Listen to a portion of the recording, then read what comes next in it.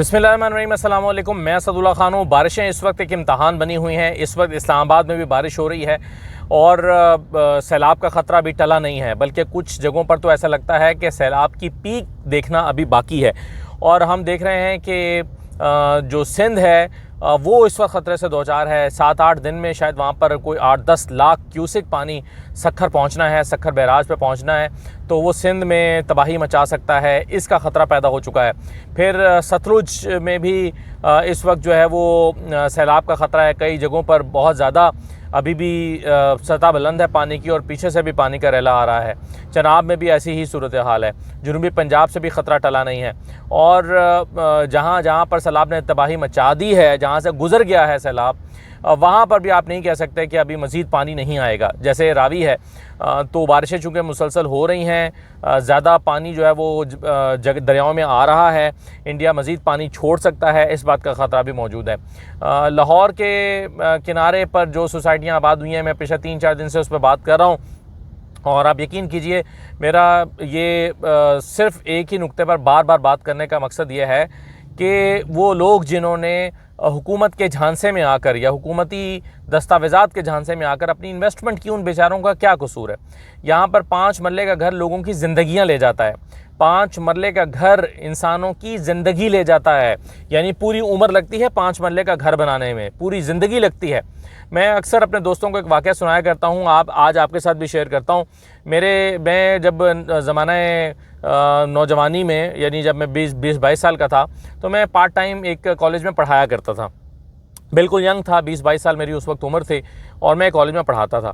तो वहाँ पर हमारे कॉलीग थे, हम सब ज़्यादातर वहाँ पर नौजवान पढ़ाते थे, कोई 20 साल से लेकर 30 साल की उम्रों के दरमियान, 35 साल की उम्रों के दरमियान।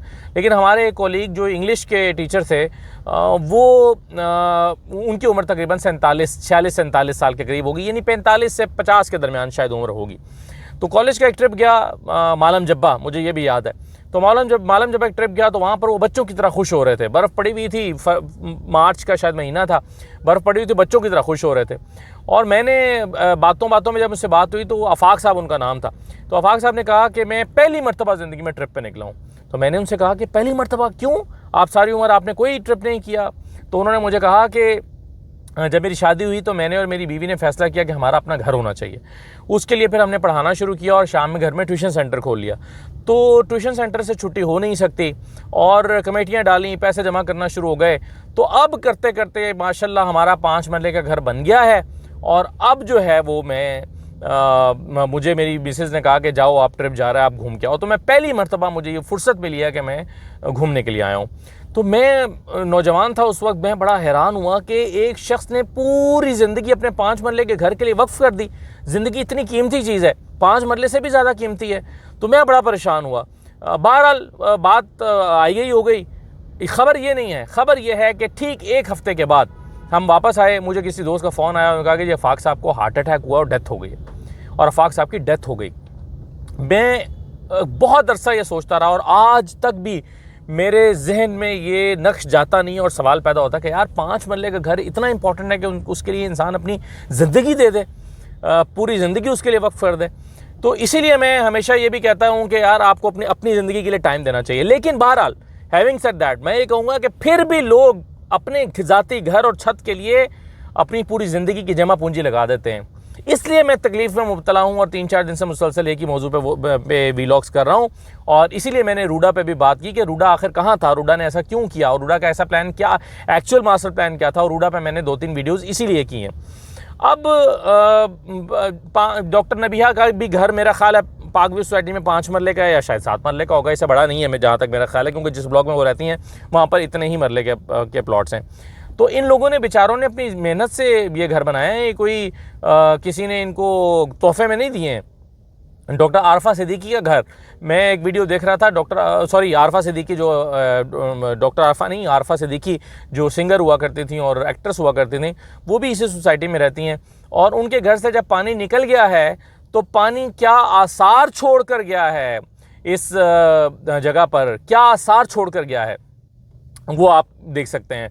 कीचड़ है, सामान कीचड़ में लुथड़ा पड़ा है, चेहरे से मायूसी परेशानी आरफा सिद्दीकी के साथ नज़र आ रही है, और कीचड़ निकालते हैं तो निकलता नहीं है।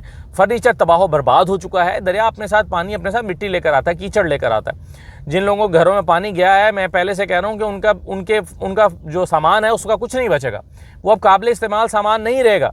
ये नहीं है कि इसको झाड़ पोंछ के मिट्टी साफ़ करके आप दोबारा इस्तेमाल के काबिल ले आएंगे। कौन इस बेड को इस्तेमाल में लाएगा दोबारा?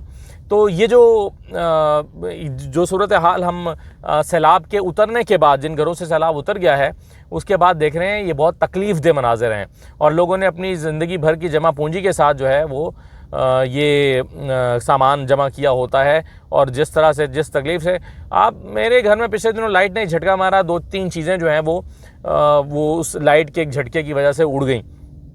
तो मैं उसमें काफ़ी परेशानी में सारा दिन मुब्तला रहा कि यार ये 40-50 हज़ार रुपये का नुकसान हो गया है। तो जिसका आप सोचेंगे लाखों रुपए का नुकसान हो जाए, उसका क्या होता है। तो ये एक तकलीफ़ की बात है।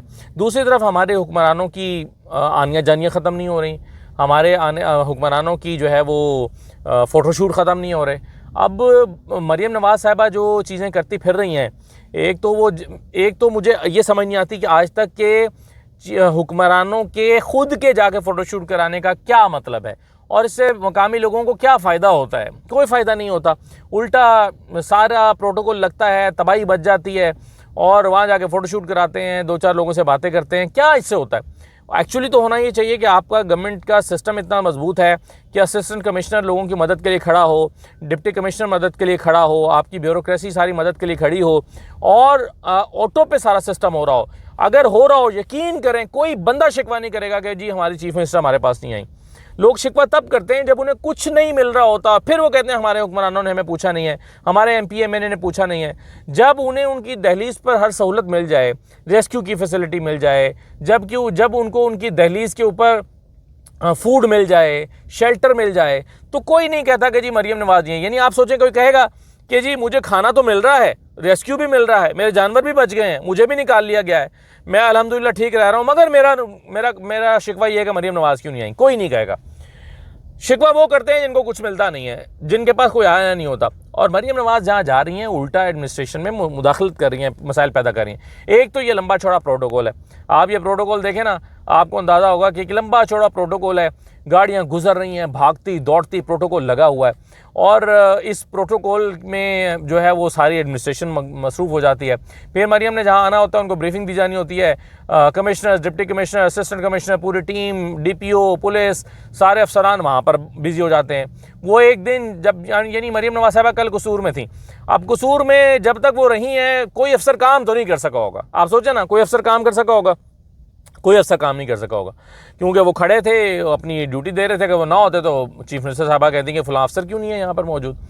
अच्छा, बल्कि उल्टा जो लोग मुखय्यर हज़रात हैं, जो काम करने वाले हैं, उनके राह में भी रुकावटें डाली गई। मिसाल के तौर पे मैं आपको एक क्लिप दिखाता हूँ। एक साहब कह रहे हैं कि हमने चंदा किया था, हम चंदा करके और यहाँ पर जो है वो खाने का इंतज़ाम, इतने सैकड़ों लोगों के लिए खाने का इंतज़ाम किया हुआ था। जब हम यहाँ पर लेकर आए तो हमें मना कर दिया गया, कहा गया कि चीफ मिनिस्टर साहब ने आना है, आप आगे नहीं जा सकते। इन साहब की बात सुनिए ज़रा। आज हम कमोबेश तो सुबह से 2000 घरानों के लिए खाना तैयार करके अल्हम्दुलिल्लाह तैयार रास्ते के अंदर पहुंचे हैं। हमारे साथ कुछ बुजुर्ग खवातीन भी हैं और जो डोनर्स हजरात हैं वो भी साथ हैं। तो इन्होंने टाइम दिया हुआ था, चंदा सिंह, दूपसड़ी और छांट और इसके अलावा मुख्तलिफ देहातों में आज डिलीवर होना था खाना।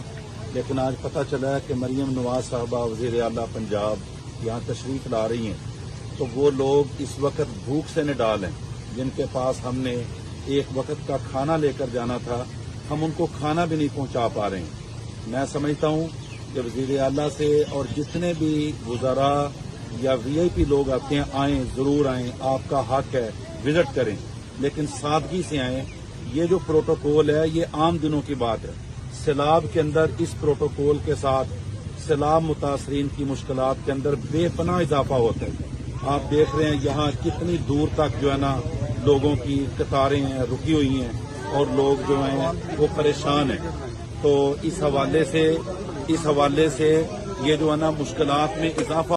तो वो कह रहे हैं कि इजाफा हो रहा है, मुश्किलात में कमी नहीं हो रही। और फिर हम देख रहे हैं कि वो जा रही हैं, ख़वातीन से उनकी मुलाकात हुई, फ़ोटोशूट हो रहा है, बच्चा गोद में उठा लिया है, एक अमरूद वाली इस खातून से रुक के अमरूद ले लिए हैं। वो टिकटॉक बनाने के लिए तो अच्छी बात है कि आपने रुकी हैं, आपने अमरूद वाले से अमरूद लिए हैं, मगर क्या इससे क्या आपने सर्व क्या किया है इलाके के लोगों को, क्या सर्व किया है? ये सारी ऑप्टिक्स, मसलन एक बच्चे को आपने गोद में उठाया हुआ है, ये एक वीडियो में देख रहा था कि एक बच्ची है, उसको आपने गोद में उठाया हुआ है, फिर आप ख़वातीन के साथ बैठी हुई हैं, फिर वहाँ पर आप जो है वो एक और बच्ची से बातचीत कर रही हैं। ये ठीक है, आपने तस्वीरें बना ली, लोगों के पास चले गए, लेकिन इस आपने उस क्या करके आए हैं उस इलाके के लिए? और फिर इसी तरह से आप जो हैं वो एक, जैसा कि मैंने कहा कि अमरूद वाली के पास रुक गई हैं, उससे शॉपर पकड़ लिया, उसे कहा कि अच्छा मुझे पंजाबी में बात कर रही हैं। इन तमाम चीज़ों से आप फ्लड विक्टिम्स की कोई मदद नहीं कर रहे। अपनी टिकटॉक, अपना मवाद, अपनी ट्वीट्स, इसका मवाद तो पैदा हो रहा है, लेकिन पब्लिक की सर्विस नहीं हो रही। अनफॉर्चुनेटली हमारी हुकूमतों को आज तक ये बात समझ नहीं आई कि फ्लड्स को रोक दें या फ्लड्स को मैनेज करने के लिए या इन आफतों को से आवाम को बचाने या उसके लिए कोई इदारे बनाना, सिस्टम बनाना और मुस्तकिल बुनियादों पर इन मसाइल का हल करने के लिए बड़ी बड़ी अथॉरिटीज़ या इदारों का क़याम, ये करने के हुकूमत के काम होते हैं। हुकूमत के करने के ये काम होते हैं कि 1990 में भी सैलाब आया था तो नवाज शरीफ साहब जो हैं वो कश्ती लेके उतर गए थे, और आज 2025 में भी सैलाब आया है तो मरीम नवाज साहबा कश्ती लेके उतर गई हैं। तो 2025 में और 1990 में क्या फ़र्क है? एक बाप था, एक बेटी है, दोनों की सियासत, तर्ज सियासत में क्या फ़र्क है? उन्होंने लोगों की ज़िंदगी में क्या फ़र्क डाला है? आप सोचें ना कि 1990 में यही नवाज शरीफ कर रहे थे, यही आज मरीम नवाज कर रही हैं। तो 90 और 2025 के इन 35 सालों में, ये 35 साल बनते हैं, इन 35 सालों में नवाज शरीफ ने लोगों की ज़िंदगियों पर क्या फ़र्क डाला है? मैं सैलाब के पर्सपेक्टिव में बात कर रहा हूँ। यानी जिन लोगों की ज़मीनों पर उस वक्त सैलाब आता था, अब भी सैलाब आता है, ना आपने डैम्स बनाए, ना आपने कोई इनिशिएटिव, बड़ा मंसूबा लिया, ना आप कुछ कर सके। क्यों जाते हैं फिर लोगों के पास? क्यों प्रोटोकॉल लेकर जाते हैं? क्या इससे हासिल क्या होता है? आवाम को क्या मिलता है? और फिर ये सारी चीज़ें जो हैं, मैं अभी पीटीआई का एक देख रहा था, पीटीआई ने एक ट्वीट की हुई है एक नोटिफिकेशन के साथ, जिसमें उसने लिखा हुआ है कि पाकिस्तान की घटिया तरीन हुकूमत की घटिया तरीन हरकत, बाकायदा नोटिफिकेशन जारी कर दिया है कि कोई प्राइवेट आदमी सैलाब मुतासरीन को खाना नहीं दे सकता। वजह यह बताई गई है कि क्वालिटी चेक नहीं है। असल में पिछले 2 दिन से मुख्तलिफ मकामात पर मरीम नवाज की तस्वीर ना लगे होने की वजह से इमदादी सामान तकसीम करने से रोका गया। अब बाकायदा नोटिफिकेशन जारी कर दिया गया है। ऐसी घटिया सोच रखने वालों को शर्म आनी चाहिए। ना खुद सैलाब मुतासरीन तक पहुँच रहे हैं, ना दूसरों को काम करने दे रहे हैं। सैलाब मुतासरीन खुले आसमान तले रहने पर मजबूर हैं और उनकी मवेशी भूखे मर रहे हैं। देखिए, ये बड़ा जुल्म है कि मुखय्यर हजरात पे पाबंदी लगा दी जाए कि वो खाना नहीं दे सकते। मैंने पहला जो अपने करियर का पहला बड़ा डिज़ास्टर कवर किया था वो 2005 का ज़लज़ला था। उस वक्त मैं एक रेडियो के साथ काम करता था और रेडियो की तरफ से मैं बालाकोट गया था। वहाँ पे कोई 8-10 दिन गुजारे थे और वहाँ पे कवरेज भी की थी और फिर इमदादी कामों में भी हिस्सा लिया था, क्योंकि हमारा वहाँ पे एक रिलीफ कैंप लगा हुआ था। और मैंने वहाँ से, और उसके बाद फिर मैंने बहुत सारे फ्लड कवर किए। 2010-11 में, 11-12 में जो फ्लड आया था वो भी किया। फिर 2015 का ज़लज़ला मैंने पाकिस्तान भर में जाके जहाँ जहाँ तबाही हुई थी वो कवर किया। फिर कैलाश में 2014-15 में ही सैलाब आया था, 14 के एंड में शायद, वो मैंने कवर किया। इसी तरह से मेरा पूरा तजर्बा है। अभी 2022 का सैलाब मैंने लाड़काना से शुरू हुआ, सखर, जैकबाबाद, शिकारपुर, नसीराबाद, सिब्बी और फिर चमन बॉर्डर तक में गया, जाफराबाद और वो जितने बड़े बड़े अजला हैं को बलूचिस्तान के, तो और फिर राजनपुर, डेरा गाजी खान, ये सारे मैंने कवर किए। तो मुझे मेरा ज़िंदगी का तजर्बा ये बताता है, इतना जो है वो 15-20 साल का मेरा अब इन सैलाबों को और ज़लज़लों को कवर करने का तजर्बा है कि मुखय्यर हजरात इतना बड़ा फ़र्क डालते हैं। जिन इलाकों में खाना नहीं होता वहाँ फ्रेश देंगे पक के खाने की आ रही होती हैं, बिस्तर लेकर लोग आते हैं मुखय्यर। इस कौम की अच्छी बात यह है कि ये बहुत खैरात करने वाली कौम है, ये बहुत लोगों की मदद करने वाली कौम है। और मुझे याद है कि मैं जब पिछला भी सैलाब कवर कर रहा था तो मुझे बहुत सारे लोग, मेरे दोस्तों ने, जानने वालों ने मुझे लाखों रुपया भिजवाया कि आप जहाँ जा रहे हैं पर्सनली लोगों को देकर आएँ, हम किसी इदारे को नहीं देना चाहते तो आप देकर आएँ। यानी इतना लोगों का जज्बा पैदा हो जाता है। और आप खाने पर पाबंदी लगा दें कि क्या हुकूमत के लिए मुमकिन है कि हर जगह खाने के वो डब्बे जिनके ऊपर अपनी तस्वीर छपी है वो भिजवा सके? खाने के वो डब्बे जिन पर मरीम नवाज़ की तस्वीर छपी है, क्या वो डब्बे मरीम नवाज़ की हुकूमत हर जगह भिजवा सकती है? क्यों पाबंदी लगा रहे हैं? यानी आप ये कह रहे हैं कि खाने की क्वालिटी, क्या लोग ख़राब खाना बना के देंगे? लोग बेचारे अच्छे से अच्छा, हुकूमत तो वो नहीं कर सकती जो लोग करते हैं। लोग अच्छे से अच्छा खाना बनाकर अपने भाइयों की मदद के लिए जाते हैं। ज़लज़लों में मैंने देखा कि नए जो ब्लैंकेट्स हैं वो इतनी बड़ी तादाद में लोगों ने ख़रीदे और फिर पहुंचाए। एनडीएम में, पीडीएम में क्या कर सकता है जो, और हुकूमत क्या कर सकती है जो आम लोग करते हैं, जो मुखैर हज़रात करते हैं? तो ये बहुत तकलीफ़देह बात है कि हुकूमत ख़ुद तो कुछ करे ना और खाना देने पर पाबंदी लगा दे। क्यों? क्योंकि जी वो कोई और दे रहा होगा, उसका नाम हो जाएगा और इनका नाम नहीं होगा। तो ये बड़ी जो है वो तकलीफ़देह सिचुएशन है जो पंजाब हुकूमत इस सैलाब को जिस तरह से डील कर रही है। मज़ीद बातें करते हैं फिर अगली वीडियो में। इजाज़त दीजिए, अल्लाह हाफ़िज़।